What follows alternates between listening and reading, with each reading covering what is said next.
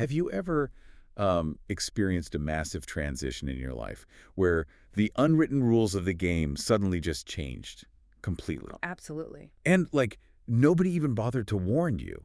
Think about that for a second. You step onto a new playing field, maybe it's a new corporate role or a move to a new city, and everything you did to succeed yesterday suddenly doesn't work today. Right, because you don't have the context anymore. Exactly. Nobody handed you a new rule book. You're just expected to absorb the new reality and perform. And for the vast majority of college freshmen, this jarring shift happens on day one. It really does. It's a universal experience. But for a very specific group of student athletes, this hidden hurdle doesn't just cause a few, early semester stumbles. It can instantly and permanently derail their entire futures. It is a profound, almost invisible shock to the system. You have these highly capable, fiercely dedicated young people who step onto a college campus and immediately find themselves in diagnostic and academic muddy waters. What worked for them for 12 years of their educational life is suddenly stripped away, both legally and practically. And unpacking that specific transition is exactly what we are setting out to do today in this deep dive. We are looking at a really comprehensive stack of sources today from the E3M Masterclass series. Right, the ones developed by Coach Rhonda Jackson. Yep, Coach Jackson in partnership with TE Consulting Services. Our mission today is to dig into the critical, often completely overlooked transition for student athletes with IEP histories who are entering higher education. It's such an important topic. It really is. And through Coach Jackson's framework, which is called Embrace It, Erase It, Execute It, we are going to look at what essentially serves as a survival guide for navigating this cliff. What's fascinating here is that while the context of these sources is highly specific, to college athletics, the underlying mechanics are completely universal. Oh, for sure. The lessons on self-advocacy, navigating complex bureaucracy, and managing executive function, they apply far beyond the athletic field. Whether you are a student, a parent trying to let go of their reins, or a professional entering a new, highly structured corporate environment. The dynamics of how we identify our own deficits and ask for help remain exactly the same. Yeah, exactly. Okay, let's unpack this, because we need to start by defining the actual problem. Why do so many capable athletes suddenly hit an absolute brick wall academically when they get to college? Well, it's not what most people think. Right. We aren't talking about a lack of intelligence, and we certainly aren't talking about a lack of competitive drive. We are talking about something called the college cliff. Yeah, and to understand the cliff, we have to look at the numbers. According to the National Center for Education Statistics, about 15% of U.S. public school students receive special education services. Wow, 15%. Yeah, it's a huge number. This is mandated under a federal law known as IDEA, which stands for the Individuals with Disabilities Education Act. That is a massive chunk of the student body. We are talking roughly, what, 1 in 7 students sitting in a high school classroom? It is substantial. And within that 15%, the most common category is specific learning disabilities, things like dyslexia or processing disorders. Yeah. That makes up about 32% of that group. And following that, you have about 15% falling under the other health impairment category, which is where conditions like ADHD typically reside. Got it. Now, here is the critical mechanism of IDEA. Throughout K-12 education, the school system is legally mandated to actively identify these students. The school must evaluate them and proactively provide an IEP, an individualized education program. So they do the heavy lifting. Completely. The burden of action is entirely on the institution. The school literally chases the family down to make sure accommodations are in place. Right, so the school is acting as the project manager for the student success. Mm. But here is the crucial reality check that hits these kids like a freight train. Yeah. IEPs do not carry over to college. No, they don't. High school is K-12, but once you set foot on a college campus, those IDEA protections vanish. In higher ed, accommodations fall under entirely different legal frameworks, specifically Section 504 of the Rehabilitation Act and the Americans with Disabilities Act, or ADA. And the fundamental difference between those laws changes the entire landscape. IDEA is an entitlement law. It guarantees a student the right to a free, appropriate public education and focuses on their success. Right. But the ADA and Section 504 are civil rights laws. They do not guarantee success. They only guarantee access. They level the playing field so you aren't discriminated against. Under those laws, colleges do not automatically identify students with disabilities. Which creates a massive trapdoor. It's like, Yeah. okay, think about a lifter who has had a spotter in the weight room for 12 years. That's a good way to put it. The spotter has always been there, automatically adjusting the bench, making sure the weight is safe. Suddenly, on the first day of college, the spotter is gone. The bar is significantly heavier, and nobody even tells a lifter they have to explicitly ask for a spotter now. They just unrack the weight and are expected to survive. That is the paperwork gap in a nutshell. The entire legal and procedural burden shifts overnight from the institution to the individual. It's wild. In high school, the system is designed to catch you if you fall. In college, the system requires absolute proactive self-disclosure.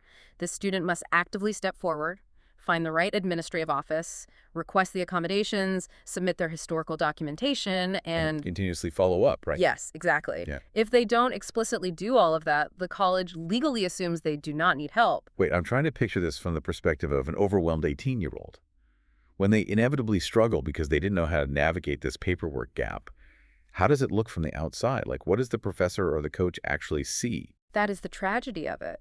To a professor or a coach, these athletes often look quote-unquote unmotivated. Ah. They are missing basic assignments, they're showing up late to film study, they seem wildly disorganized, but internally they aren't unmotivated at all. They are drowning under an immense executive functioning load. Let's break that down, because executive functioning is one of those terms thrown around a lot. What does that actually mean in the context of, say, a Tuesday night in a dorm room? Well, executive functioning involves the brain's management system planning, task initiation, sustained attention, and working memory. When the external structure of a high school IEP is suddenly removed, the student's internal cognitive load skyrockets. Right, because they're managing it all themselves now. Exactly. Imagine sitting down to write an English paper. For a neurotypical student, the first step is opening the laptop. For a student with severe ADHD without their usual structural supports, their brain is simultaneously processing the hum of the refrigerator, the anxiety of an upcoming game, the fact that they need to do laundry. And a looming sense of dread about the essay itself. Yes. They are spending so much raw mental energy just trying to figure out how to initiate the task that they have zero cognitive bandwidth left for the actual writing assignment. Which makes total sense why they just shut the laptop and play a video game instead. Yeah. It's not laziness, it's a system overload. Precisely. So, since the college system won't automatically catch these students, how do they learn to catch themselves? This is where I want to look at Coach Jackson's playbook for the students. The first masterclass in this series is called E3M Academic Edge. And E3M stands for Embrace It, Erase It, Execute It. It's a brilliant reframing exercise because it addresses the psychological barrier first. Step one is embrace it, which is entirely about self-awareness. Right. Coach Jackson teaches these students to name the challenge they're facing without any inherent shame. The philosophy here is that a diagnosis is not an identity. It's simply a data point about how your specific brain processes information. I love that. You can't fix what you refuse to look at. If you have a torn ACL, you don't pretend your knee is fine, you rehab it. Coach Jackson is telling them to treat their processing speed issues or test anxiety like a physical injury that needs rehab. Exactly. Once they embrace that data point, they move to step two, erase it. This is about removing the friction and the barriers. Yeah. And the very first barrier is physically getting registered with the college's disability services. And this is where the sources provide what they call an accommodation menu.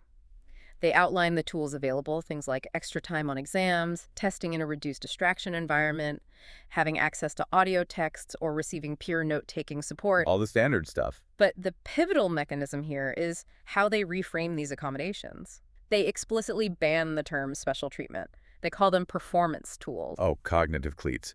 Athletes understand the concept of performance tools instantly. They really do. You wouldn't play on a muddy grass field wearing flat-bottom sneakers. You wear cleats to get traction. You aren't changing the rules of the game, you are just equipping yourself to play it properly. Extra time on a test for someone with dyslexia isn't an unfair advantage. It's the cognitive cleat that gives their brain traction on the material. Exactly. That shift in vocabulary is vital because it neutralizes the stigma. And once those systemic barriers are erased, they move to the final stage, execute it. Right. This focuses on building a rigorous weekly system. The masterclass calls this an eligibility rhythm. It involves highly structured, non-negotiable calendar blocks for academics, scheduled tutoring, athletic practice, and mandatory physical recovery time. Like a full-time job. Exactly. It forces the student to treat their academic study hall with the exact same rigid scheduling and respect as their weightlifting sessions. Okay, I see the logic. But I have to push back here, Yep. because reading through this masterclass, it sounds amazing on paper. But let's be real. We're talking about getting an overwhelmed 18-year-old freshman who might be feeling a massive amount of imposter syndrome Oh, Definitely. to march into an administrative building, admit to a stranger that they have a learning disability, and ask for help. Isn't that asking an impossible amount of vulnerability from a kid who just wants to look tough and fit in with their new teammates? It is an enormous ask. And if the framework just offered a motivational speech and pointed them toward the admin building, it would absolutely fail. Hmm. But this raises an important question about friction. Okay. How do you get someone to do something terrifying? You remove the cognitive friction of the first step. Coach Jackson doesn't just tell them to advocate for themselves. She provides word-for-word self-advocacy scripts. You mean literally telling them what to say? Word for word. The students are handed actual email templates. There is a specific script for how to contact disability services for an initial intake request. There is a separate structured script for how to email a professor to politely but firmly follow up on ensuring their testing accommodations are met. Oh, I see. When an 18-year-old is staring at a blank email draft to a professor with a PhD, the anxiety of saying the wrong thing causes absolute paralysis. Yes. They worry they'll sound demanding or stupid. By providing a template where they just fill in their name and course number, the framework removes the shame barrier and the cognitive barrier simultaneously. If we connect this to the bigger picture, it empowers the student to act as the CEO of their own academic career. They don't have to figure out how to say it, they just have to hit send. And by framing these requests around equity and performance rather than a label of deficiency, they learn a vital professional skill. But, the student isn't navigating this transition in a vacuum. Yeah. They're trying to execute this new eligibility rhythm, but who is actually observing them daily? Who sees them at 6 a.m. for conditioning and at 4 p.m. for practice? The coaches. It's the coaches. The professors only see them a few hours a week in a crowded lecture hall. The coaches see everything. We need to look at the second masterclass, which focuses on the coach's critical yet legally delicate role in this ecosystem. And we really need to highlight the specific high-pressure environment many of these athletes are operating in, particularly in JUCO or junior college. Yeah, that's a whole different beast. These sources emphasize that the risks in the JUCO environment are incredibly high because the timelines are brutally compressed. Right. In a standard 4-year program, you have a little breathing room. But in junior college, you only have a strict 2-year window to prove yourself academically and athletically to earn a transfer to a 4-year university. And the transfer portals wait for no one. Exactly. If a student athlete slips academically in their very first semester because they didn't transition their IEP, their GPA tanks, and their transfer window might slam shut permanently. The NJCAA, which is the governing body for junior colleges, recognizes this specific crisis. Wow. They even have a specific certified learning disability policy because the stakes regarding eligibility are that high. So the coach is caught in the middle. They need their players eligible, but they aren't special education teachers. Right. So what are the actual boundaries for a coach? The sources establish a strict, non-negotiable rule. Coaches can observe patterns, but they absolutely cannot and should not diagnose. It is a firm ethical and legal boundary under the ADA. A coach's job is not to play psychologist and suggest a player has ADHD. Their job is to identify behavioral early warning indicators and securely refer the student to the proper campus channels. What do those early warning indicators look like on the turf? Because it's rarely a student walking into the coach's office and saying, hey, coach, I'm struggling with an undiagnosed learning disability. Right. It's much more subtle. It manifests as a pattern of missed assignments. It looks like overwhelming, disproportionate anxiety over a seemingly simple task. You see avoidance behaviors, a player chronically skipping mandatory study hall, or sitting in the back of the film room with their hood up trying to be invisible. Just try not to be called on. Exactly. You might see late arrivals to team meetings, and on the field, it often looks like highly inconsistent focus during practice drills. One day they are completely locked in, and the next day they can't remember the blocking scheme for a play they've run 50 times. Wow. That is a hallmark of working memory overload, not a lack of effort. Okay, so the coach spots these indicators. The player is struggling to retain the playbook. What does the coach actually do without crossing that legal boundary of diagnosing? This is where the E3M sources introduce the 3-lane support model for coaches. Yes. Lane 1 is universal supports.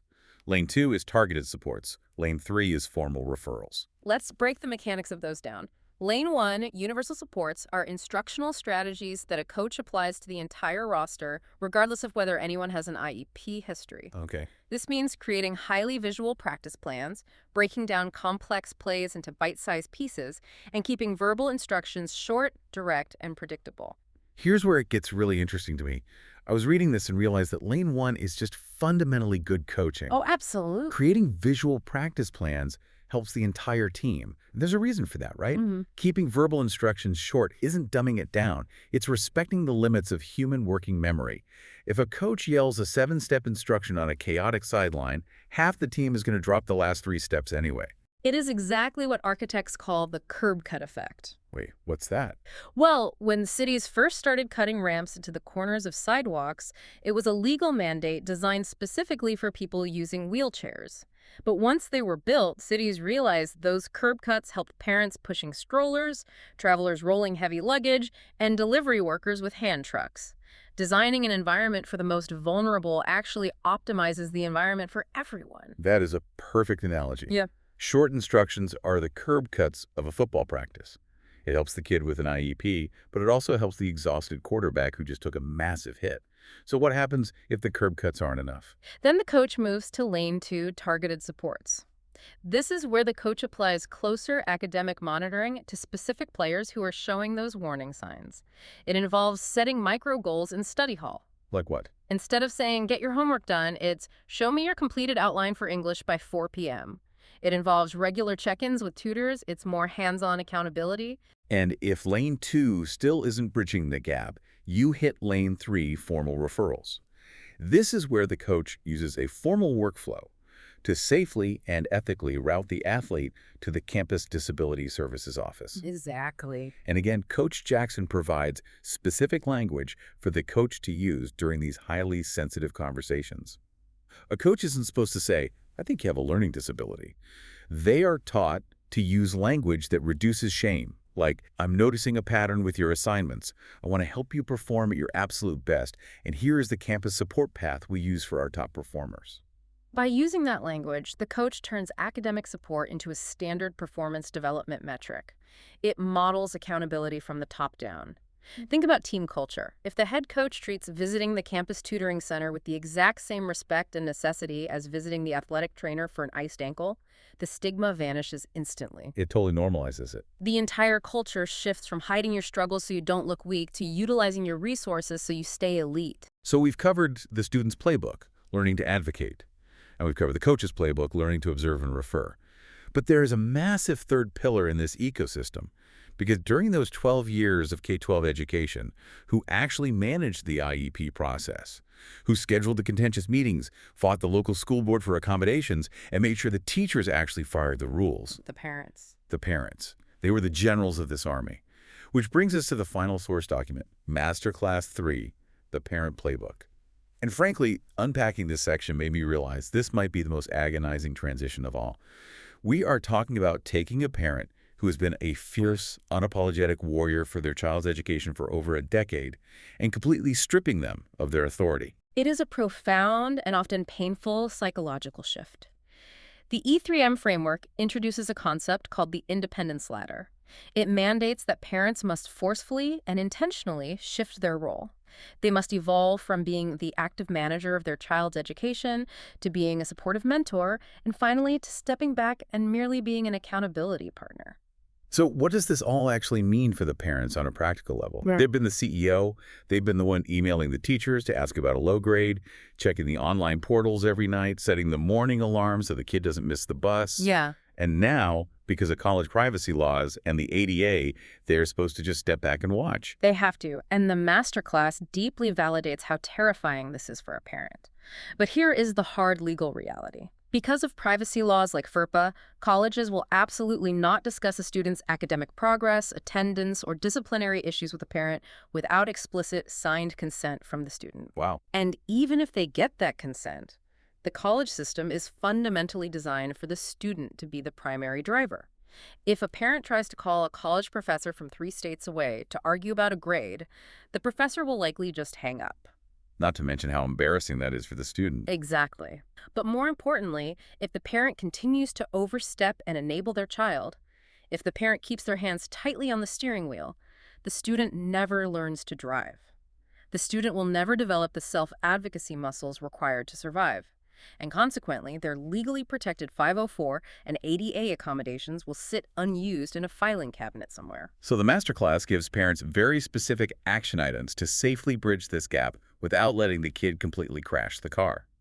It stresses the importance of gathering all the necessary historical documentation, the old high school IEPs, the medical records, the psychological evaluations during the summer before college starts. Right, getting ahead of it. The parent can absolutely act as an administrative assistant to help organize the paperwork. But the second that student steps onto campus in August, the dynamic has to flip. And the mechanism for that flip heavily involves the parent's choice of language. Coach Jackson emphasizes the critical distinction between enabling language and empowering language. Give me an example of that. Well, enabling sounds like a parent texting, "I see you missed study hall today. I'm going to email your coach and figure out what happened so you don't get benched." Which solves the immediate problem, but cripples the student long term. Precisely. Empowering language, on the other hand, sounds like, "I see you missed study hall. What script from your E3M playbook are you going to use to email your coach and take accountability?" It places the burden of action squarely back on the student. Oh, that's good. It's about protecting the young adult's mental wellness and confidence by proving to them, through your actions, that you believe they are capable of handling their own business. They highlight a first 30 days of college action plan in the sources, which they argue is vital for establishing this new boundary. They use this great analogy that the first month of college is when the concrete is wet. Yes. If the parent establishes themselves as the emergency contact for every single missed alarm clock or forgotten assignment in September, that concrete sets. The dynamic hardens, and the student's independence is stunted for the next 4 years. The parent has to let them experience small, manageable failures early on so they learn how to recover. This raises an important question about the overall architecture of this entire transition. Mhm. When you look at all three masterclasses together, the E3M framework is so robust, precisely because the fall from the K-12 IDA system to the college ADA system is so incredibly steep. It's a huge drop.